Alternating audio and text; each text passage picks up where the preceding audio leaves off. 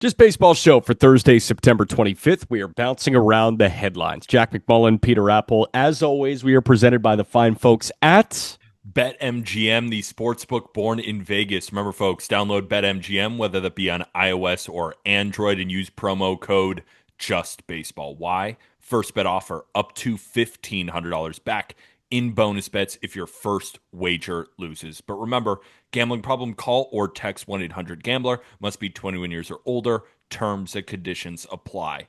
This is going to be one of my favorite headline hopper episodes of the year because when we're in the middle of July or something, there are some headlines, there are some things to talk about, but right now, every single headline is a banger. we're bouncing around so many things that So can many. change the scope of baseball in 2025. Like Guardians Tigers is the biggest series of the year. Who would have thunk it? The Mariners, am I getting M fever right now? I'm not sure. The Marlins are the hottest team in baseball right now, not named the Atlanta Braves. There are so many things. There are so many subplots in this final week of the season that have me absolutely giddy, and I know that you're feeling the exact same way. The only problem is every single headline that we go over in this could be a 30-minute segment. You and I could be here for about 6 hours, really diving into the weeds here. Since we have like 9 or 10 things to talk about, we're going to keep it a little more concise than we would like. But the good thing about a lot of these headlines is they're going to pour into tomorrow. And then, Yep. we have only a few games left, the last series. So we're just going to keep talking about, similar things because everything is happening all at the same time. Were you expecting 2 weeks ago for things to be this tight, this late? No, No way. no. I mean, these collapses, the Mets, the Tigers, the Astros, and the rise of the Guardians, like all of this came in the last two-ish weeks. So no, not at all. I was actually a little bit disappointed.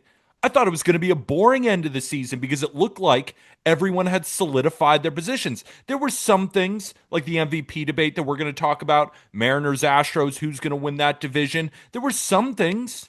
Now there's 50 things. Yeah. There are so many subplots to this right now, and I do want to start with the one that is going to expire.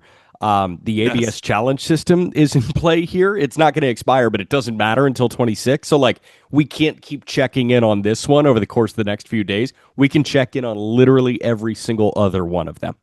Yes, and it's so funny when this news came across, I'm like, "Damn it. Why'd you release it now? I know. Can you at Like least you could have wait just it?" waited. Give it to us in November 5th. Give it to us on November 15th. Like when everybody's dormant, it's fine. We got three teams collapsing. We have two teams making meteoric rises. We got division races. We got an all-time AL MVP race. Right now, you're going to tell us that ABS? I mean, good. I'm pro Cool. ABS, and I know you are too. Yeah, 100%. So I saw that 23 of the 30 voting committees, I guess, organizations, offered a yay or nay. 23 of 30 possible votes went in favor of the ABS challenge system being introduced in Major League Baseball in 2026. So we are officially getting the ABS challenge system in 2026. I would love to know the 7 people that did not vote for the ABS challenge system. But I'm very happy that this is being implemented in Major League Baseball. Again, this has been around AAA baseball and other levels of the minor leagues for uh, about a half decade at this point. I guess it's been truly utilized. No, 3 years at this point, but it's been truly utilized in a way that is MLB ready in AAA this year and the back half of last year in 2024. And the whole idea, obviously, is to create this vetting process for bad calls and add a layer of strategy. Uses the Hawkeye technology, the high speed cameras. It has a firm layout of the strike zone. Hitter, catcher, pitcher, they can tap the top of their hat, helmet, or mask, and they can challenge a call from the home plate umpire. Then you go up to the Jumbotron, you got the slow clap going, and you see the flight of the baseball. You see exactly where it lands. Call can be overturned. There are 2 available challenges to lose for each team over the course of a game. So if you challenge and you get it right, no harm, no foul. If you challenge 20 times over the course of a game and you get 20 right, that's fine. You didn't lose a challenge. You have 2 available challenges to lose. 2 is the magic number. 3 was too many. Games got too challenge happy. One misfire and you're absolutely screwed. 2 is the happy medium that is absolutely perfect. I'm really excited for this to be implemented.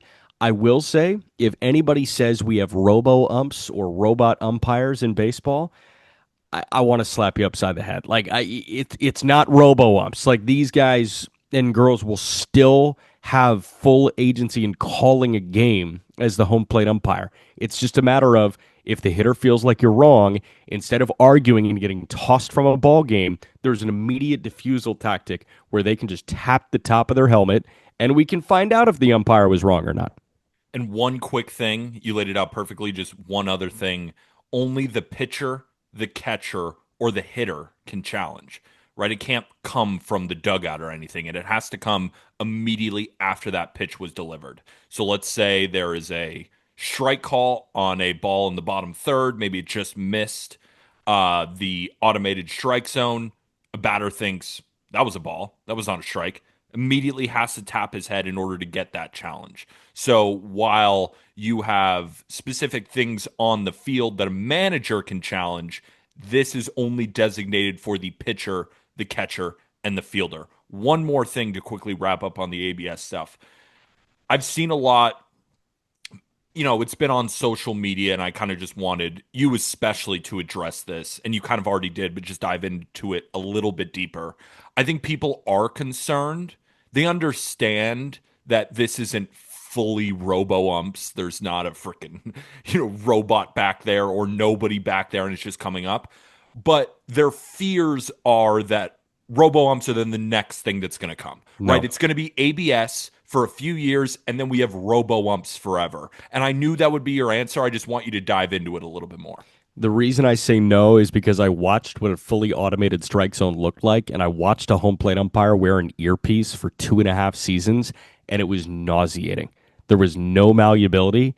If a position player was in the game and there was a pitch that was a millimeter upstairs, it was a ball. You could have been down 15-1 in the ninth inning, and a position player is firing ephesus in there, and you could be getting a 4-pitch walk on pitches that are a millimeter off of the plate.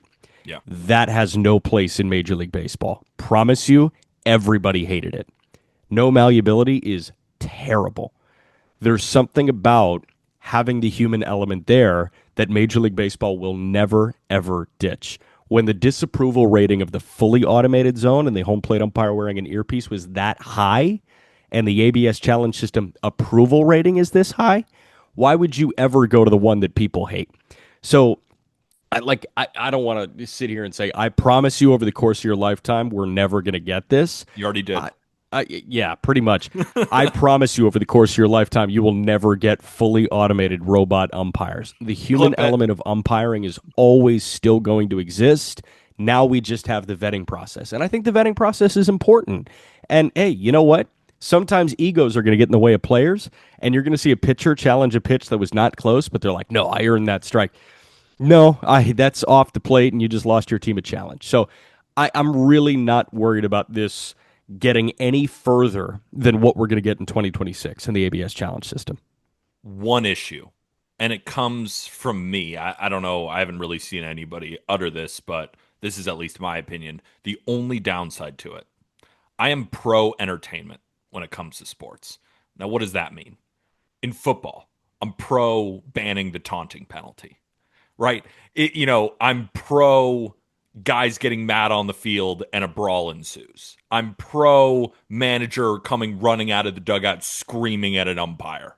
Like, I think that there should be more fights in baseball. Like, I am just a psycho in that way where I go to a game or watch a game on TV. I want to see the most entertaining product possible. It's the same in football, all of that kind of stuff. So I will miss the fact that some of the manager umpire debates, some of the player umpire arguments in the middle of the field will likely diminish. Now, I think it's a worthy trade-off, I will say, because that's my only issue. I will just say I will miss it. That's how I'll leave it. So, did you ever play MVP Baseball 2004 on GameCube? I've said this so many times. I am a notorious terrible video game player. Never got into it as a kid. When I would try, all of my friends would just obliterate me. I feel like I have pretty good hand-eye coordination. It doesn't work in video games. I am as unathletic as possible when it comes to playing video games. So the answer to that is no. So my favorite thing about MVP Baseball 2004, I think it was '04 with Vlad on the cover, not the one everybody oohs and ahs over with Manny Ramirez on the cover. I think '04 had Vladimir Guerrero on the cover. Angels, Uh, Vladdy? Angels Vlad. Yeah, Angels, his kid Vlad. is Vladdy. True, true, Please. My true. father is Vlad. Call me Vladdy. Uh, with Angels Vlad Guerrero on the front, my favorite thing to do playing MVP Baseball '04 on GameCube was not play the game. It was hold the B button to figure out how intense the manager umpire exchange was going to be. If you just tap it, it's a cordial conversation between Terry Francona and Joe West. But if you hold it, I mean, Tito gets close to smacking him. Like Yeah. it is perfect, and you get tossed immediately, and then you can play the game where like you hold it, and the B slider goes halfway, and maybe you get tossed, maybe you stay in the game. That was my favorite part of this. So I am all for managerial ejections and people losing their crap, but I do think that having the right call on a 3-2 count with runners at second and third and two men gone in a humongous game is more important than that. And I don't need to see a bad strike three call end a threat for my favorite team. Like it's kind of nice when you can immediately say, "You got that wrong. Let's get this right" in a humongous juncture in the ball game. So instead of the fighting and instead of the screaming, I'm okay with the right call personally. And there still will be fighting and screaming. Don't worry about that. I'm okay sometimes with some wrong calls if they go against the team that I'm rooting for, if you know what I mean. Like sometimes I want some wrong calls on the opposite side of the team I'm rooting for. So when you're in the business of winning baseball games, I feel like you would firmly disagree with that. Now the Yankees are already going to the postseason, so you're okay with that, I guess. I guess I'll be okay with it. Okay. I just want So to push my own narratives. yeah, I understand. So let's move on here. Peter is fully on board with the ABS challenge system, and he has no qualms with it. And And I Jack, promise you that it will yes, never change. yes. Yep. If that's what you take from this conversation, exactly. Yep. Let's talk about Shohei Ohtani. I promise you, Shohei Ohtani will never change. Ohtani just logged a season-long 6 innings start for the LA Dodgers in Arizona. Now, it was a ball game that the Dodgers ended up flubbing. It was a walk-off win for Arizona. Geraldo Perdomo played the winning run against Tanner Scott, who, by the way, has a 4.9 ERA and just blew his 10th save on the year. But Ohtani went 6 scoreless, no walks, 8 Ks. He scattered 5 hits across his 6 innings of work. So Shohei Ohtani, hitting-wise, through 154 games, is hitting 282 with 53 homers and 99 RBIs and an OPS at 1011. And on the mound after his 6 scoreless inning performance, through 14 starts, has a 2.87 ERA. Opponents are hitting 227 against him. And in 47 innings, he's K'd 62 and walked 9. Unbelievable. I don't really have any way to formulate a coherent thought about Shohei Ohtani right now. I just wanted to read those numbers and see if you had anything to add. I'm going to try and formulate a coherent thought because when I was watching Ohtani pitch that night, of course, we got to talk about some of these Dodgers bullpen issues. But just Ohtani start, I had a feeling, all right, they're probably going to let him loose a little bit, likely his last start before a postseason run. So I was like, I feel like we're going to get full-fledged go time for Ohtani on the mound. Up until this point, it's been a lot of 5 inning spurts, still been great. Right over his last 4 starts, he's allowed 2 earned runs, 19 and 2/3, 0.47 ERA. But I'm watching him work, and I'm watching him sit 99 to 101. I'm watching the splitter. I'm watching the slider and the curveball and all these different pitches that he has in his arsenal. Because, we marvel at Yamamoto's pitch mix and how he can go 8 deep, and Darvish as well, and a lot of these guys that came over from the MPB. Shohei has that. Like, Shohei is not an anomaly where he's only fastball, slider, splitter or something. He also has 9 pitches, but the ability to command all of these different pitches. I was thinking to myself, Skubal and Skeens are better. But on a per start basis, who else? And then I start to think of myself, this is just the greatest player of all time. Yeah. Because we could talk about the pitching at length. He's one of two players with an OPS over 1,000. Yep. He's only one of a few players with over 50 home runs. This is a top 2, 3 hitter. And I think when he's on the mound and he's feeling right, on a per start basis, he's like the third or fourth best pitcher in baseball.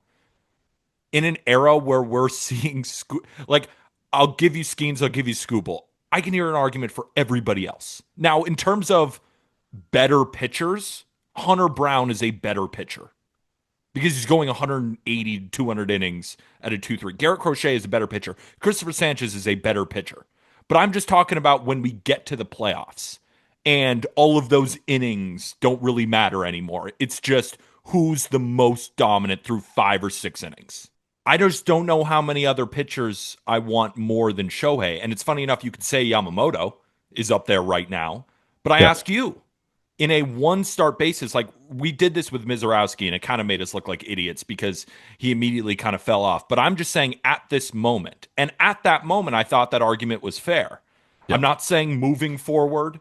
I'm not saying he's going to win Cy Youngs next year. I'm not saying that. I'm just saying right now, name me pitchers you want over Shohei Ohtani when he's throwing like this, sitting 100 miles an hour with 3 off-speed breaking ball pitches that are all flash 80 grade. How many more pitchers do you actually want over him? He's the greatest athlete I've ever seen play a sport ever. Yeah, like I mean, it's tough. I think Shohei firmly sits in probably on the back end of tier two and the beginning of tier three when I think about it. And, single start is just so tough. And, like, Yeah. I know we did this for Mizorowski, and I stand by that. Like, if Yes. Mizorowski is throwing at his best, like, you take him over 99% of the pitchers in Major League Baseball because that stuff is untouchable. Ohtani, when he's at his best, you're taking it over all but, 2, 3 pitchers in Major League Baseball. But we can't play that game, I don't think. Like, I'm thinking over the course of a 5-start sample. Like, that's the way that I want to interpret this. So I'm taking your question and I'm spinning it and I'm not answering your question. And that is how you push far in politics. But I would say if you look at Ohtani right now and you start to forecast for 2026, where does this guy fit on the pitcher power ranking list? Skeens and Scooble, along with Wheeler when he comes back from injury, are a clear-cut tier one. 100%. Tier two is where Ohtani can start to get floated. I think tier two is Crochet. I think it's Hunter Brown at this point. I think it's Yamamoto. I think it's Freddie Peralta at this point. And I also think that it's Christopher Sanchez. Sanchez is For sure. unbelievable right now. And then Ohtani probably slots into tier three, and that could be Logan Webb, and that could be, oh man, I mean Max Fried and Carlos Rodon. DeGrom is also probably tier two, but like Ohtani is probably in that clump of like back end tier two, top of tier three. That's how I view it. I understand. And oh, by the way, he's going to hit 55 homers and drive in 100 and have it 1,000 OPS. Right now, if I'm starting a playoff rotation and I get my pick, I'm taking Tarek Skubal or Paul Skeens, 1-1, 1-2, who cares? Number 3 with Wheeler hurt, I'm taking Ohtani. Okay. So I go Sanchez 3 at That's this fine. point. And And which then I go is Yamamoto 4. And then that's when I start to get into Ohtani, but Freddie Peralta is right there and Crochet is right there. and that's why I wanted to bring it up. Like that's how good Shohei Ohtani is. He's also 31. I know. Not even in his late 20s prime. Mike Trout is 33. That's We crazy see that what's Trout's only 33 years old. We see what's happening to guys as they age, right? We saw what happened to George Springer, and he just had this unbelievable season, right? Where he's second in the American League in WRC plus. He's been outrageous this year. That is like an out of character type season. We see some guys last, like Verlander, who's still pitching, and Scherzer and Kershaw and all these guys. Like Ohtani is not old by any stretch of the imagination, but with how much he's put on his body playing on both sides, 31, he's And he's fast. And he's fast. The way you can also interpret 31 years old is this dude has 9 more years of this. 9 more at And this like, level. you know what? Maybe he takes a downturn in Nope. 4 or 5 years. He's got 4 or 5 years of possibly doing this. That's unbelievable. Also, Trout being 33 is crazy. Greatest of all time. Uh, mm, he's tracking to be near the conversation. Greatest of all time. I'm there. Okay. Let's go to Guardians Tigers here. This is the series of the year at this point. It is the second to last series for these two teams. It's in Believeland, and Cleveland won game one on Tuesday by putting together a 3-run inning against Tarek Skubal without having a ball get to the outfield. The funniest inning ever. I just couldn't believe it. I'm sitting there laughing. My fiance goes over. She's like, "Why are you laughing watching this game? I've never seen that reaction." And I couldn't believe it. It was so guard ball. No And bunt. it was so Tigers throwing up on themselves too. Yes. It was a microcosm of the last month for both of these teams. Tigers can't catch a break, and the Guardians catch every single break possible. I mean, I saw a tweet, and it was even showing the ninth inning, and I'm kicking myself, and it just came to memory, but I forget the name. I'm gonna send it to Peyton later, so I'm gonna find it so Peyton can put it up on the YouTube. But it was also a Guardians fan saying that the team of destiny, because even in the ninth inning, like Cade Smith strikes out Riley Green, but it's on a check swing where he didn't go, but he strikes him out. The next one, Cade Smith strikes out the next batter on a ball outside of the strike zone. Umpire calls it a strike. So they don't even get that. And then the final out, Zach McKinstry hits a low piss missile liner right to J-Rev for the third out.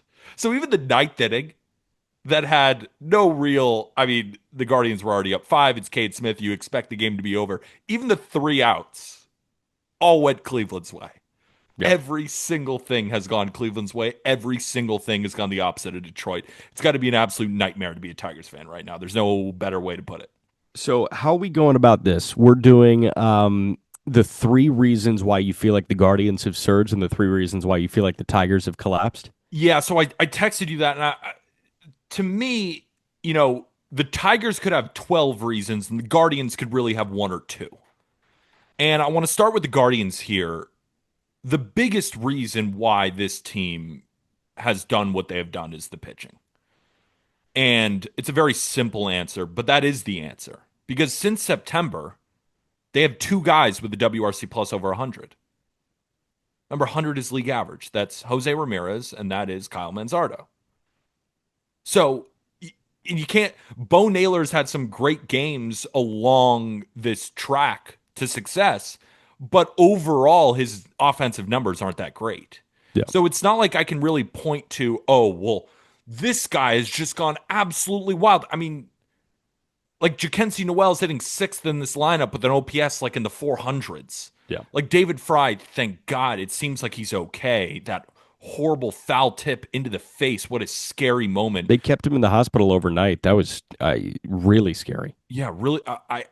Last I heard, I think he's okay though. Yeah, yes, he's Yeah, okay. so thankfully he's okay, and I don't want to bring him down at all. But as a 4th hitter, like he's got an OPS below 600.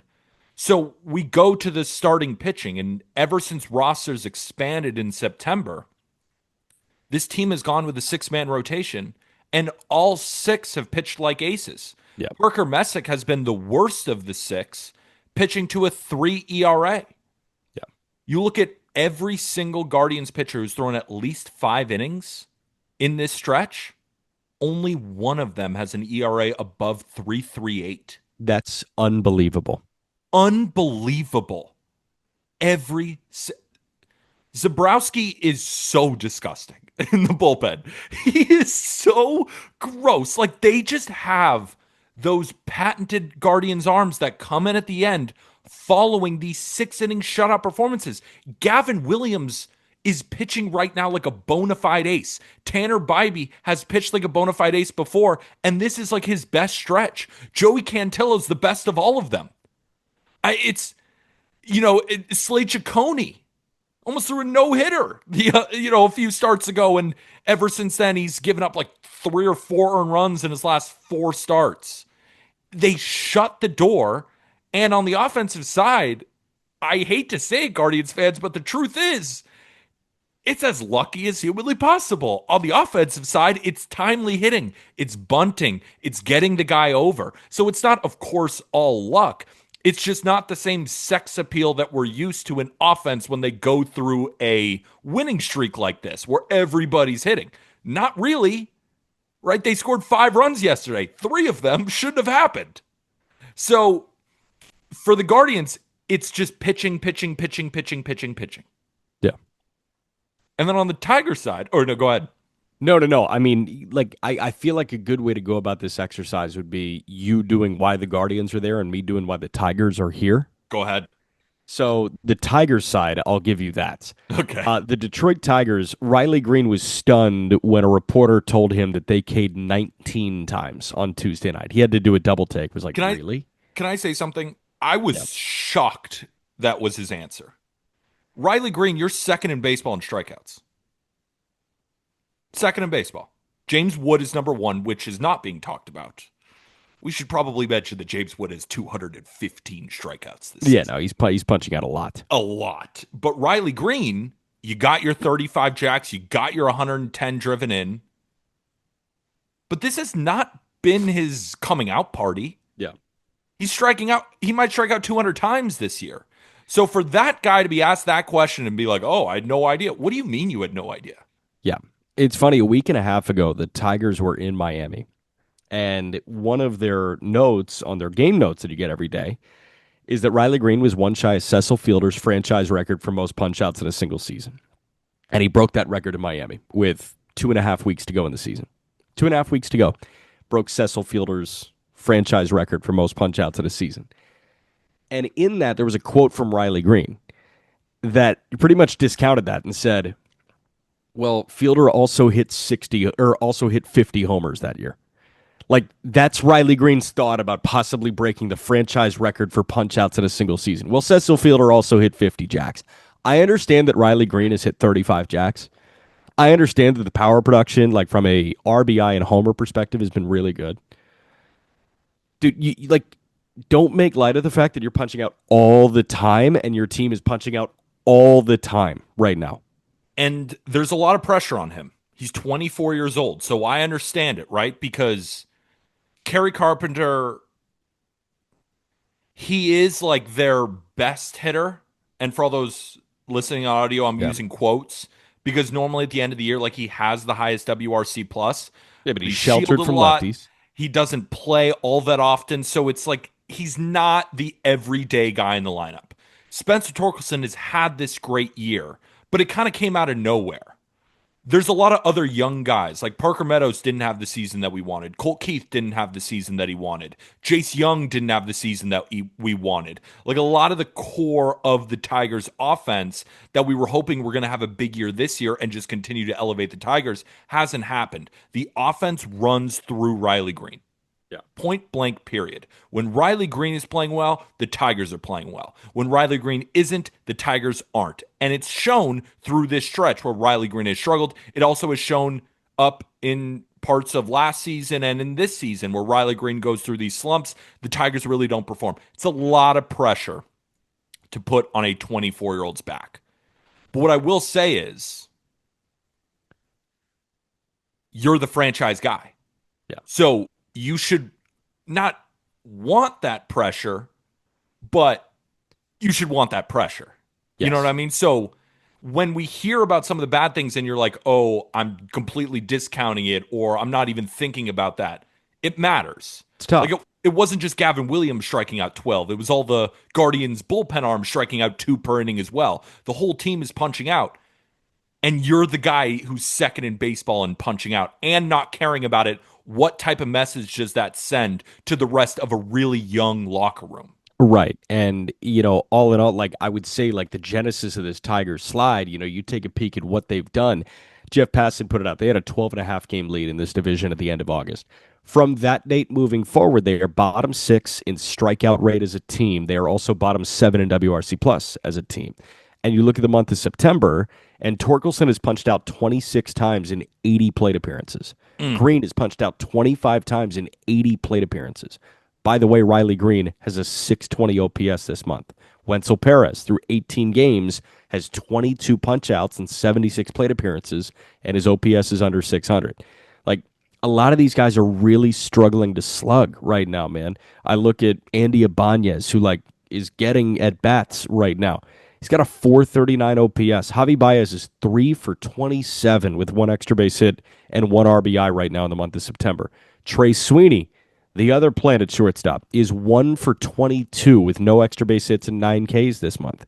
This offense is going dormant. And then the big one is, who's pitching outside of Skubal? Nobody.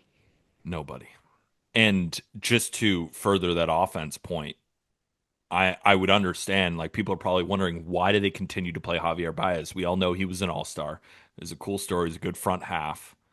But at some point, looking at his second half, you have to bench him. But they can't because Trey Sweeney is worse. And then the guy who can fill in at a bunch of different positions, maybe if they want to shelve them both, they can't really, but if they wanted to, you go Zach McKinstry. McKinstry's second half has been also abysmal. Yeah. So they have no answers at those positions. Like up the middle with the Colt Keith injury, they're barren. They're barren up the middle. And they're waiting on the big hit from Green. They're waiting on the big hit from Carey. They're waiting on the big hit from Torque. And it's not coming. And then you get into the bullpen. What was the main reason the Tigers made it last year? Chaos. Chaos. What's the opposite of chaos? Because that's what we have here. We have a bullpen that has pitched to an ERA over 4 since August 1st. And it's been way worse lately. You look at last year from August 1st, Tigers had a 2.7 ERA, which again, I think is less of an indictment on these pitchers because the formula last year was Skubal's going to be unbelievable. Yeah. Don't even worry about him. But everyone else, can you get us 4? Can you get us 5? So all the innings on these guys, like a guy like Will Vest, who's been terrible to end the year. Yeah, because he throws every day. Yeah. Like his arm is probably falling apart. I don't blame him at all. I blame Scott Harris. Scott Harris, what'd you do with the deadline for this bullpen? Finnegan, who, good addition. You can't control when he gets hurt. Right. But otherwise, he's been great. Outside of that, obviously bad outing against the Guardians where he gave up a few runs. Like, What can you do? Everyone has a bad outing. But the other addition was Paddock, to your point. It was Paddock, who starter then bullpen. Charlie Morton, who's in Atlanta. Who's in Atlanta. Rafael Montero, Paul Sewald. I mean, come on. Come on. Like, that is pathetic. It's pathetic when you knew if you weren't going to address the starting rotation. And I'm not saying they had to add Ryan Helsley. Be creative. Like, there were plenty of bullpen arms out there. Like, why were the Yankees the team to get Bednar? We said that package was so light. Why were the Tigers not that team? There were plenty of relievers available at this deadline. There was plenty of relievers available during the offseason where they added Tommy Kahnle and John Brebbia. It's not enough. Yeah. It's not enough. So Scott Harris saw what got them there, which was this bullpen chaos. And he said, you know what? I'm just going to run it back with the same arms who have all thrown career highs. It's not a good recipe for success, especially when a lot of those Tigers arms were all unproven, right? A lot of them broke out that year. It's not like, okay, we still believe that Hunter Gaddis is going to keep throwing or, Cade Smith. Like, they were kind of breakout guys last year, but you could just see they were, both of those guys were better than anyone the Tigers had in their bullpen. The Tigers just had 11 of them. Yeah. 11 guys who were a step below those two. I'll give you this for an arbitrary date. The other big thing that nobody's really talking about, Tigers haven't been awesome for a while at this point. They were the best team in baseball through the first 2 months. They were 39-21 entering play on June 1st. Okay? 39-21. That's 18 over 500 through 2 months of the season. They were the best team in baseball. Since June 1st, What do you think their record is? And I'm not asking you for like games. I'm just asking you for games over or under 500. I bet they're like 2 games over 500. No, no, that wouldn't even make sense. They were 18 over on June 1st. Yeah, so Since they June 1st, they are blank under or over 500. they got to be 8 under. They're 4 under 500. June, July, August, September. That's 4 months of playing ball that is 4 games under 500. So what you're saying is Scott Harris had June and July to see that this team was not heading in the right They were direction. stagnating, not heading in the right direction because you could still argue with the way that they built up this season at the front 2 months. They were fine, but he had 2 months to diagnose the issues and say, we're playing 500 baseball. Why? Yeah. It's not good. It's not good everywhere. And even if they make the playoffs, that's the thing about all this too. Yeah. Because we're talking about these collapses. The Astros have lost 4 in a row. They're just like, all right, Tigers, you're blowing the division. Don't worry. We don't want to go to the playoffs either. Yeah. And again, I'm not doubting the Astros. I don't want that going across the airwaves. I'm just telling you what has happened. And what has happened up until this point is the Astros have lost 4 in a row and they're still a game back. So the Yeah. Tigers can still make the postseason. But what does the rotation look like? I mean, is Flaherty and Mize going game 2 and 3? Yeah, I think What, so. what if Skubal has to throw Sunday, the last game of the season?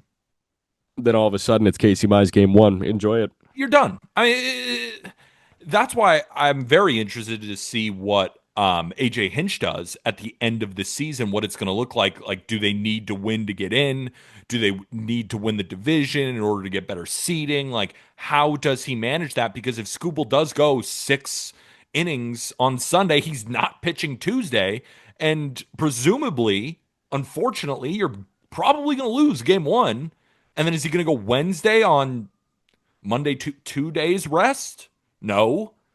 Are you going to win that game behind Flaherty? Probably not. Yeah.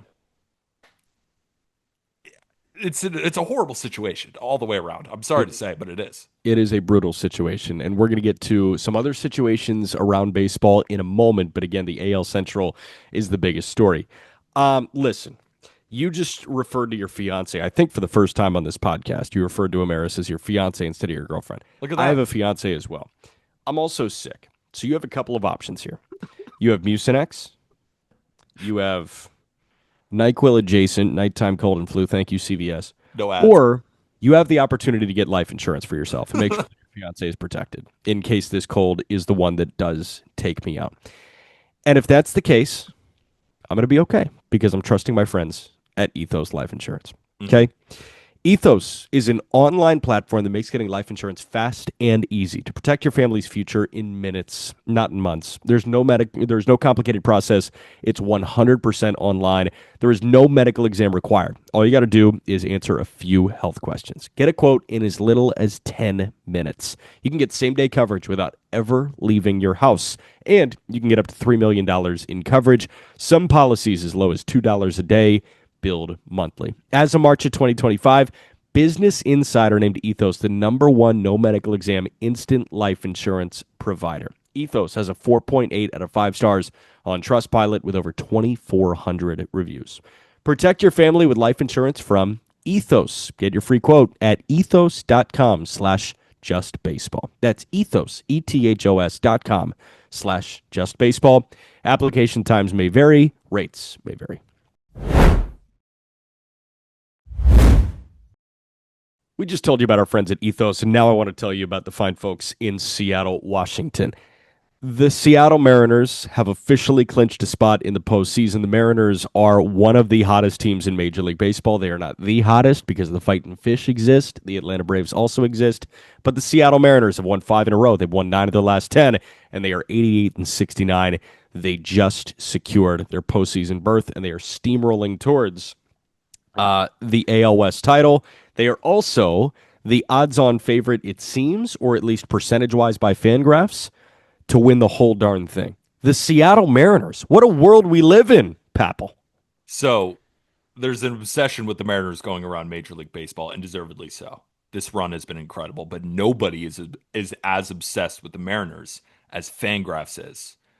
Per Fangraphs, they have a 21.1% chance of winning the World Series. To put that in perspective, that's 7% higher than the Yankees, who are in second place. That is 8% higher than the Dodgers in third place, 12% more than the Phillies, nearly 15% more than the Brewers. The Brewers, per Fangraphs, 6.8% chance compared to the Mariners at 21.1%. And I'm thinking to myself, how in the world is that possible? I've been watching the Mariners. They look like an amazing team. But then I really start to think about it. What they're doing is they're applying these odds individually to each game. And I think to myself, all right, game one, Gilbert versus, let's say it's in T-Mobile, where the Mariners have been just unbelievable. Sure. I don't know how many teams I'm taking over that. Then I think Brian Wu, game two. Who am I taking over that? Then I think George Kirby, the way he's pitching right now, is an angry Kirby.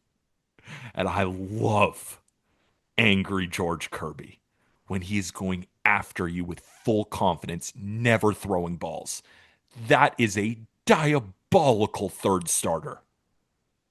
The bullpen has really come together. Brash and Munoz need no explanation there. But they have three or four other guys who I trust to get 3 outs in the ninth.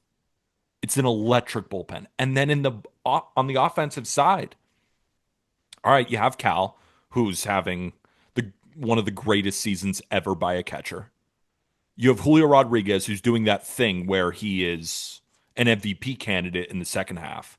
You have Jorge Polanco, who has just been like, it makes me smile talking about Jorge Polanco, the at bats that he puts up, how he doesn't strike out at all, and it just peppers extra base hits.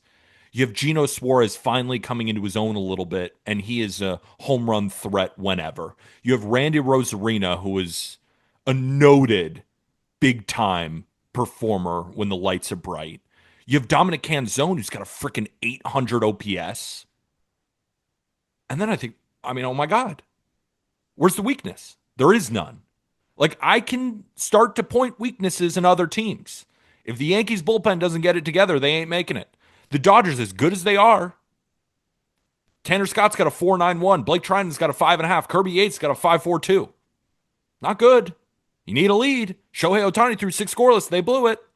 The Brewers, they're not playing their best baseball right now. Going into the playoffs, that's not a good sign.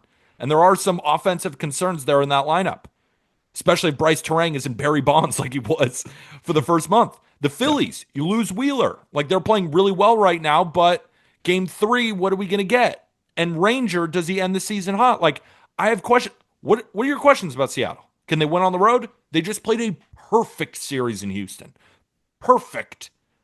So that might have just been a lull. Like, I don't actually think they have road problems. And that will give them confidence that then going on the road in the playoffs, they have no problems. So now I'm starting to say, I get it. I get why Fangraphs is so bullish on them. You laid it out perfectly. I also get it. I got to revisit the quote card because I know that I made one. I called my shot on them representing the American League in the World Series I like think you did. 2 months ago. I think you did. I think I remember Yeah. that. I felt good about that. And I did the same exact thing. I forecasted, like, okay, you got playoff series. How do you feel about each matchup? And you can say advantage Seattle in pretty much every single matchup. Every single one in the American League, at least. And then you get to the National League, and, like, dude, it's a crapshoot at the end of the day. Like, we got Rangers Diamondbacks 2 years ago.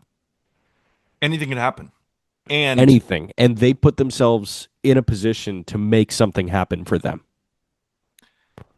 I just think too, in the National League, because there's so many good teams, and in the American League, it's much weaker. The path for the Mariners to the World Series is much easier. So they won't be as beaten up maybe as some other teams. Or you could argue, the Dodgers' path last year was difficult. Yankees' path was relatively easy. And look what happened in that series. Dodgers bum rushed them. So maybe that's a moot point. But what I will say is, like, I can't poke a hole in Seattle's game anywhere. Anywhere. I love the bench. They're not a perfect team, no team is, but they're the closest to it that we have in Major League Baseball right now, which is why Fangraphs is so bullish on them. Yes. And Seattle, are they your pick to win it? No, the Yankees are. I'm Okay. serious. Okay. Because I do think So let's pivot to the Yankees here. Let's talk about the Yankees because the Yankees just solidified a postseason berth as well. can I Like say they got one in on the same night that Seattle did. I know, can I say one quick thing? I don't actually have now a reason to say Yankees are better than Seattle. Okay, so I there don't. we go. That's a baby step right there. But like, give me your pitch as to why the Yankees are your pick. So the Yankees were my pick about a week ago, and then I keep watching the Mariners, and I'm like, oh my god, they're just so freaking good. The reason the pick is the Yankees have the best offense in baseball. Period.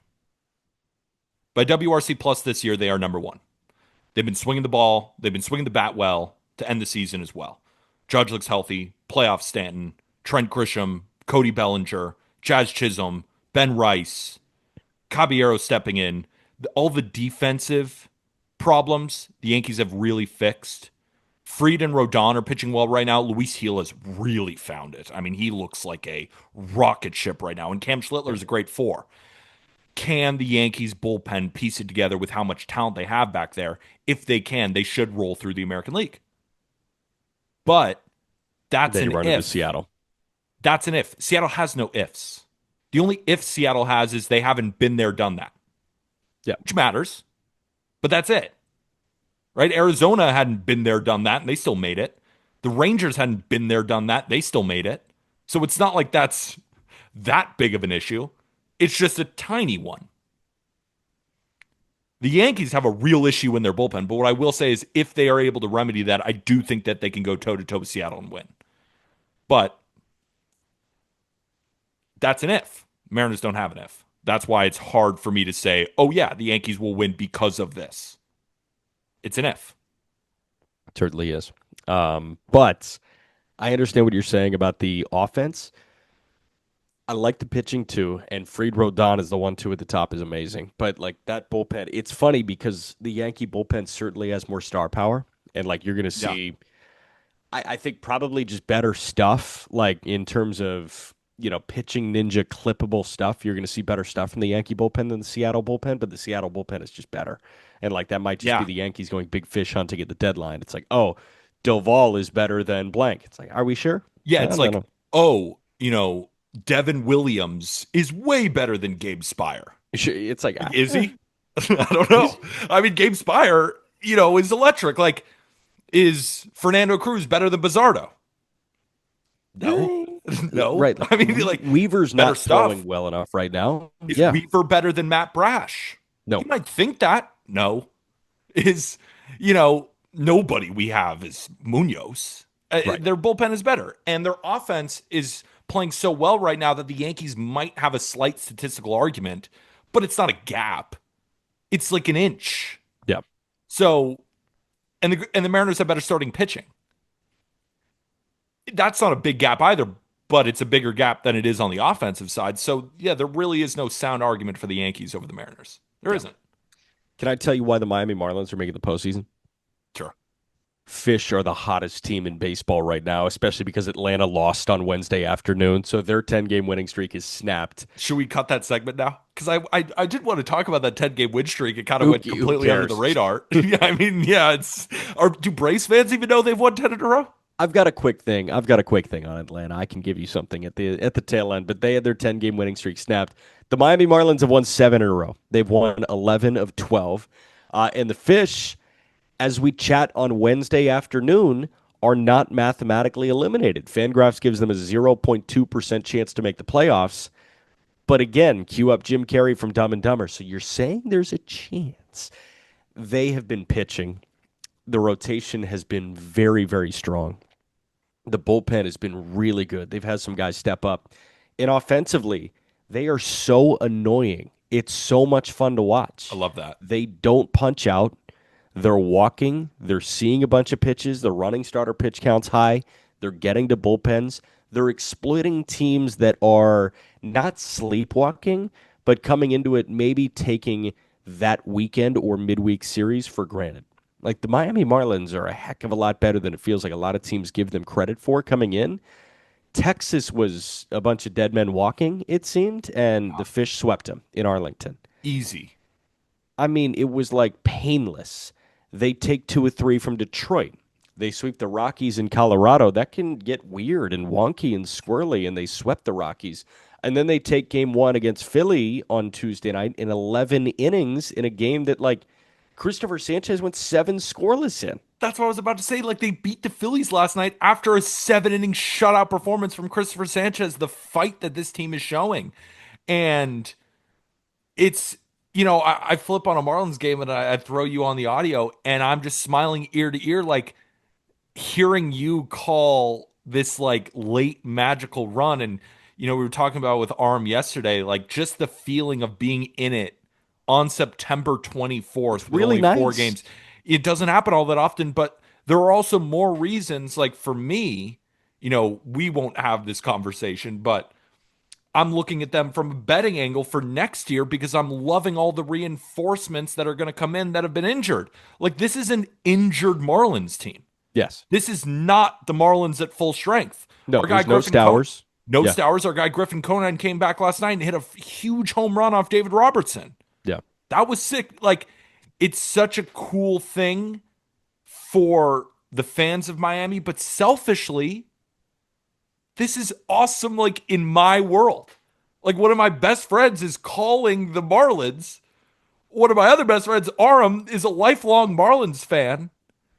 And this team is fighting with Aram's best friend hitting a home run coming back from an injury. Like, this is the coolest shit ever. So I'm like turning on the Marlins game every night. And it's not just out of, oh, well, my friends are doing it. No, I get to watch awesome baseball on top Yeah. of it. So I've been loving every second of this. And like, dude, you're gonna do it on Wednesday night because it's Luzardo and Weathers. They used to share a rotation. Those are two of the more high octane lefties in Major League Baseball. Like, it's just a really fun game. And the Marlins can win. Like They set out. Weathers is disgusting. They absolutely can. They set out this year. It seems like to solidify some things. Like they wanted to get more answers this year. They got a heck of a lot of more answers. I know Stowers is out. But Stowers is an answer. Stowers is a building block moving forward. Jacob Marcy, you found an everyday center fielder in Marcy. You found a bulk platoon bat in Griffin Conine, it seems. You found an everyday up the middle tandem in Xavier Edwards and Otto Lopez. I mean, you've got a couple irons in the fire at third base in Norby and Pauly.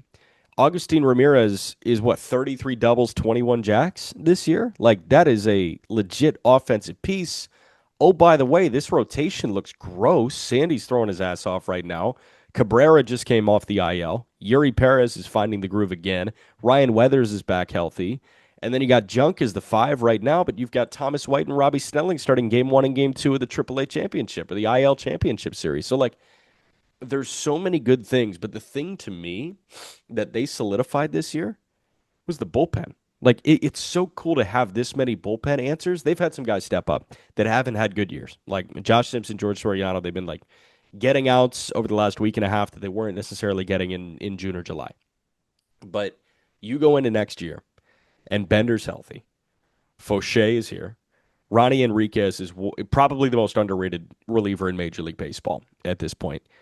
Lake Bacher has been really nasty. Tyler Phillips, like people love the face slapping thing, but like he's also just downright nasty. He's a psychopath, and it's They've awesome. got options, dude. Like it's really cool to see how many questions have been answered this year. And if it doesn't happen this year and they don't get to the postseason, like that's okay. It builds This into is a next year. 15 win improvement at least. It like obviously it matters if they make the playoffs. Like obviously Of course, it does. of course. But the point I wanted to bring up is I was going to say it doesn't matter. And what I mean by that is going into next season, like playing these games where you're not mathematically eliminated, every game matters. Like that just spills over into next season and it shows a group of young players, hey, we can do this. Like, let's go out next year. Let's get healthy and let's really make some noise. It's the first time in a long time in Miami baseball where they have that direction. So again, I point to the Mariners where they haven't been here but not only like they've been to the playoffs, right? Yeah. They've done some good things, but being like this favorite of a World Series, the Reds, right? Big Red Analytics in our Discord said the other day, we put it on a quote card, like, I haven't Yeah. been this excited on a Monday after a Bengals loss in my entire life. Like some of these fan bases, they haven't been here. Marlins fans have not been at this point in a long time. And it's just a stepping stone into next season where you can make a playoff run. It's exciting times in Miami. It's really cool, man. It is. It's a blessing to be a part of, and like it's just so much fun to have every pitch matter right now. Like Yeah. it's so darn cool. There are so many building blocks. Last thing I want to say about the Marlins, Heriberto Hernandez signed a minor league free agent contract this year. He was hitting 220 in AAA when he was called up, and some people were like, why is he coming up right now? Like there was a flurry of moves. Matt Mervis was DFA'd. Heriberto came up, and he was kind of a short end of the platoon, like DH / OK corner outfielder. The same year that he signs a minor league free agent deal, he hits a game tying homer on 101 from Yohan Duran in Philly to keep the Marlins' playoff hopes alive on September 23rd. That doesn't happen in any other sport. Maybe the weird kicker contract in the NFL, but that doesn't happen anywhere else. Yeah. That's why baseball's the best. One Baseball's the of a best. million reasons. Yes. One sad thing that we got to talk about, not sad, but just like slightly concerning. Cade Horton only threw 29 pitches on Tuesday against the New York Mets. Cade was awesome. I had 3 scoreless, 29 pitches, but Horton exited the game due to back tightness. For the most part, it was precautionary. And I say for the most part, like Craig Counsell said, it was for precautionary reasons. Hopefully, it's a better safe than sorry scenario. That would be a gargantuan loss for the Chicago Cubs. They just can't afford to lose him. Luckily, though, at least the report I read this morning was that he had an illness that he was dealing with over the last few days, and they think that might have aided in that back tightness. Probably like me. My oblique is flaring up after all my coughing and sneezing. You might spend a lot of time in bed, and then you're making these sudden, quick movements on the mound full of power, and then like sometimes your back can just tighten up. So I think he's going to be okay. But when it happened, I was like, oh no, the Cubs are done. Like that was my thought because if Kyle Tucker isn't going to come back and be the same Kyle Tucker, this offense just isn't the same, especially with PCA being one of still the worst hitters in baseball in the second half. And not a lot of things have pointed to him getting that much better. Yeah. So you lose Kyle Tucker and things are already grim. And then if you lose Cade Horton, who has been automatic 5 innings, 6 innings, 1 run for you over, basically the entire year so far, that's an enormous blow. Enormous. And that would be the final dagger in the coffin. I don't even know if that makes any sense. Nail in the coffin, dagger in the heart. Yeah, I just combined the pick one. two. I combined the two I because like it's dagger in both the of those. coffin. Yeah, Because it's both of those. You lose Horton and you lose Tucker, but thankfully, seems like just a little bit of a snag. Cade Horton's going to be fine, and you still go Shota, still go Boyd, and you still go Horton, and you're hoping Kyle Tucker comes back for the playoffs and can at least be pretty good. Because if he's pretty good, this offense is really good. yeah, And when you have a really, really good offense who can hit anybody in any park, you're going to fight with any of these teams. And that's what the Cubs have. So that's the shining light at the end of the tunnel. But some things have to happen for that light to shine through. yeah. Surely.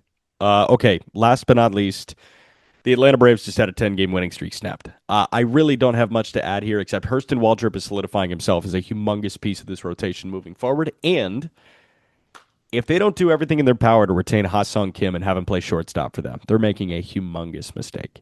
Yeah. Ha-Sung Kim has been really good since being a waiver claim by Atlanta this year.